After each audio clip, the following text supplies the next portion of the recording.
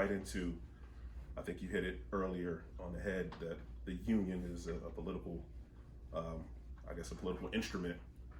And so with that being in mind, with that being said, related to voting, I know we can endorse local candidates, but what should and we local being North Carolina down to our county even. Down to city council. Yeah. So what should we be looking for in a candidate? So, I mean, what we should be looking for as the labor movement in a candidate is anyone who's willing to keep their door open, first and foremost, to the labor movement. Anybody who's willing to have a conversation, anyone who's willing to champion the policies and the issues and the bills that we may need that help us protect and save jobs. You know, so right now, first and foremost, there was a bill that we introduced into the North Carolina House of Legislation called the Call Center Bill. And what that was going to do was basically curb outsourcing of call center jobs. You know, and the issue that we ran into with it though is we didn't have enough people backing it. We didn't have enough of the politicians backing it. Wow. And so it kind of got killed. You know, we're going to reintroduce it again in the next General Assembly, but that's kind of, you know, that's where we are with it. So when we are in situations where if labor, anything that labor is championing, first of all, is going to be for the working class. Right. You're not going to see anything come from a union that's going to be detrimental to the working class, because that is the union. Exactly. Right. So when we go out to the polls and we vote for people who we can't even have a dialogue, they won't even come and even sit down across the table and even talk about anything with us, then why are we voting for this person? What are they truly doing for us, you know? Right. And so that's how we need to start looking at it. And it's not about Democrat or Republican, it's about who is willing to champion worker rights, period, you know? And so what we have found is that the Democrats, for whatever reasons, are usually more open to have that conversation. And that's why you see unions, and why it seems that they back Democrat more so than Republican. But we're all about building what we call independent people power, you know, and that is separate from a political, you know, one side or the other, right? Yeah. I'm even advocating that we all go and register as independent so that we can support either whoever's willing to champion our views. Yeah. You know? So, yeah, I like it. Yeah. So with that, as we're moving along with the politics of it, how is the union involved in backing those local candidates? What goes on in the background, logistics wise, with trying to back somebody? Well, so your dues are actually not by law legally able to be used for that. Okay. So anytime a union endorses a candidate, that's done with money that is collected voluntarily from the membership overall. And it's called a PATH fund, or political action fund, is what that stands for. And so what they do is so since unions are not, you know, as well to do as these corporations are, and they can't just throw money all over the place. Right. We have to go in and we have to see, or we have to look at a state and say, okay, who may be able to win in this area or that area, and we get behind that person or these people and we endorse them and we make a big push to try to change or flip this seat here, that seat there, this time around, and we do that each election cycle. So we're close to elections. Definitely. So for our own union members here in North Carolina, which covers us here in Winston, airports in Greensboro, Charlotte, multiple different places, Raleigh. We have a call center in Cary. Is there a person we're leaning towards right now as far as House of Representatives or the governor? Cal Cunningham is our biggest race at the moment. He's running for, I think he's running, who is he? Tom Tillis? Yes, Yeah. I think he's running against Tom Tillis. Senate. So we're pushing Cal Cunningham because he's running for the Senate. So that's one endorsement.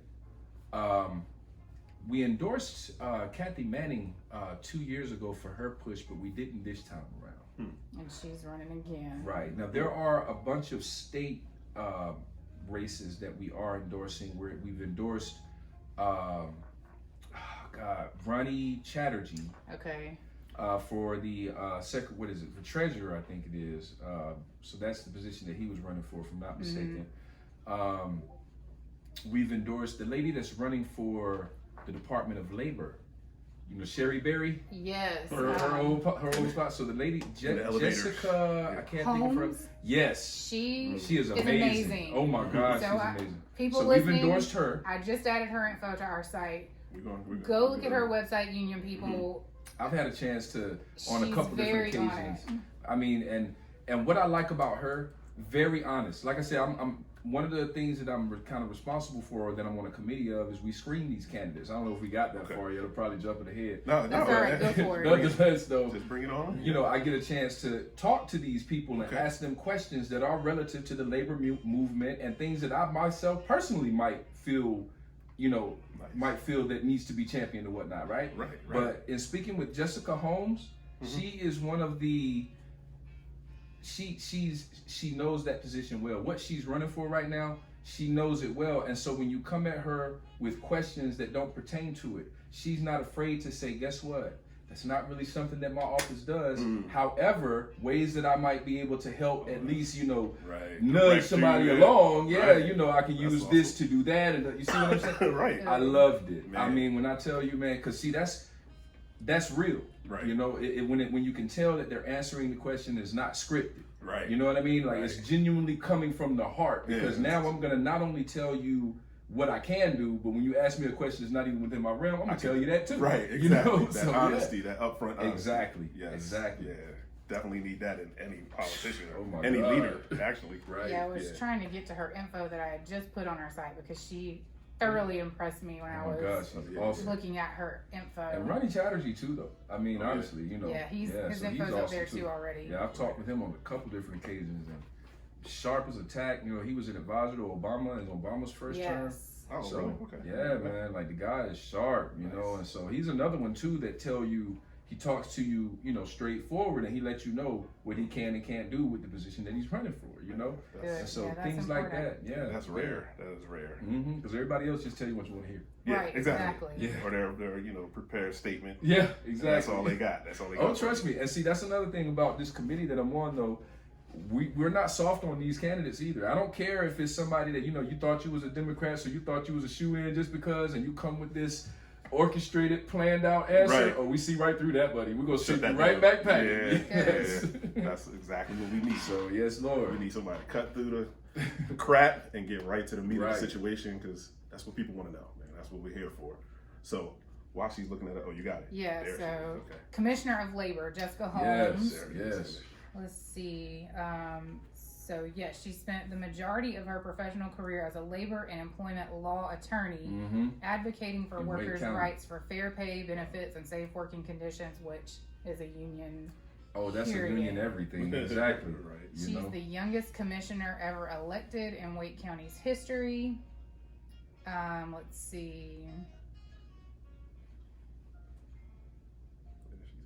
Successful with key initiatives that support workforce development, increasing access to early childhood development programs, advocating for increased education funding, development of career and technical programs in high schools. She's got a plan. Yes, and she's young, and so she has plenty of time as and well. See, the thing is, and see, this is another thing that she advocates for, is putting other people in place around her that she can work with. And that's another thing that's important to the labor movement. It's not just about who's running for the Senate. It's not just about who's running for the House of Representatives. Who's running for your city council? Right. Who's running for mayor? Who's running for these local positions? Right. Because they're or even more probably important. more important. Yeah, exactly. Yeah, that's So- exactly the first So line. then Ronnie on the other side here that you were talking about, treasurer for in North Carolina. He has an amazing background too. Economics professor at Duke. Yeah. His advisor during the Obama administration. Yes. Yeah. And like I said, I mean, personally, very personable guy. I mean, I spoke with him. We were in the room with him face to face pre-COVID. I think it was February-ish or January or something around that time. And this was when they were presenting to us. They were trying to get our endorsements for the what do they call it when they're running for the Democratic nomination? The primaries, right. yeah. So after he won the primaries, they come back to get endorsement again after that, you know. So he came back, you know, and we talked to him again. And when I tell you, man, this guy, and this was about 3 or 4 weeks ago, we had a Zoom conference call with him, and remembered not just my name, what the conversation that we had, things that we kind of talked about. He even remembered some of the things that I asked him. Wow.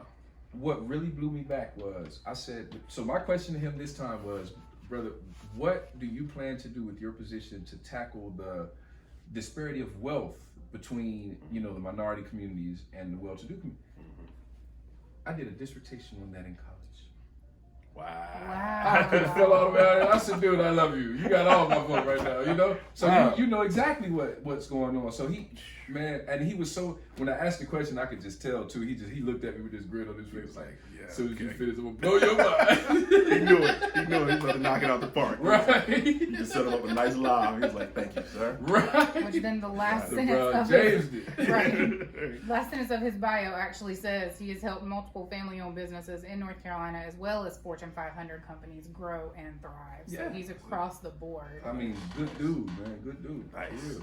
And like I said, anybody that's willing to keep their door open to labor, anybody that's willing to come out, have a conversation with us, and not before they get elected just for the endorsement, but once they get elected, you know, that's the part that's important. Getting them in office is one thing, but once they get there, we got to stay on. And that's Hold one them of our accountable. main goals with Vote on Purpose is holding elected officials accountable afterwards. Once they get there, you have to know what were you going to do? What was your plan? Now we got it. We can tell you what you told us.